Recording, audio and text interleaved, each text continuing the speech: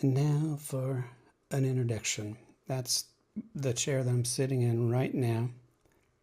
Finding the design limits of Ableton Live. I've done lots and lots of videos for Mac Pro Video, and Martin, who owns Mac Pro Video, he and I are old friends.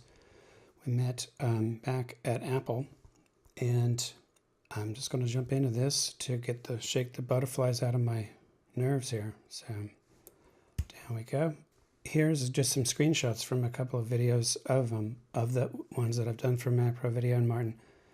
Dude, I'm up to 800 videos by now, and I sort of have a reputation for jumping around on the different apps. I know Pro Tools and Logic and Ableton, and I know a lot of these apps. I started at Pro Tools version 1. I'm a certified T3 Logic trainer. I worked for Apple for 4 years on the Logic team. My job was to find the top 10% of music makers in the world and see what they need and redesign Ableton. I've written music for NBC, for Apple, for Disney. I once did all the surround mixes for Tommy Premier for The Who in LA. This is my studio, and that is in Los Angeles, even though I'm sitting in a kind of a jimpy room right now. And so that's studio design, blah, blah, blah. I have worked with Avid from the very beginning. I was on their customer advisory board, the least famous guy, for almost 8 years, helping them test software and all the rest. I worked for Apple, like I said. I've been a Waves beta tester since 2008 on iZoptope as well. And I've had just a lot of enjoyment being on the underside of making audio software work.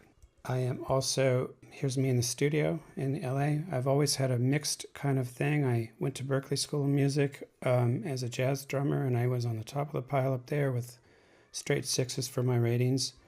And I was absolutely miserable because I didn't want to recreate what Martin is teasing me in this comments section. All right, whatever. It's awesome. And I didn't want to be a bebop jazz drummer because, for one thing, I wasn't from Philadelphia. I was a white kid from Colorado Springs, Colorado. So I traded my last 2 semesters at Berklee, bought a EMU Emulator 2 Plus, the first commercially available sampler, for $6,000, and version 1 of Pro Tools. And ever since then, I've been playing a split kit. Right here, I have Ableton, a Live-at-Home controller, a bunch of stuff here. And this is me recording live with my friends. I have a CD out just now. It's called Space Dozer. You can find that on Bandcamp is where you should find it, but it's on iTunes and Spotify and SoundCloud and Amazon and all of it. It's a debut record, and I'm doing live jazz sort of drums with live Ableton stutter edit stuff. I also, in Austin here, I do audio video installations and kind of expanding into just the whole media space. I love all that stuff. Good. All right, so Ableton Live, one of my favorite apps. Boy, I have used this thing since version 3. And Ableton is crazy. Ableton is a crazy, wonderful app, and I know you all know that in the classroom. And I love it.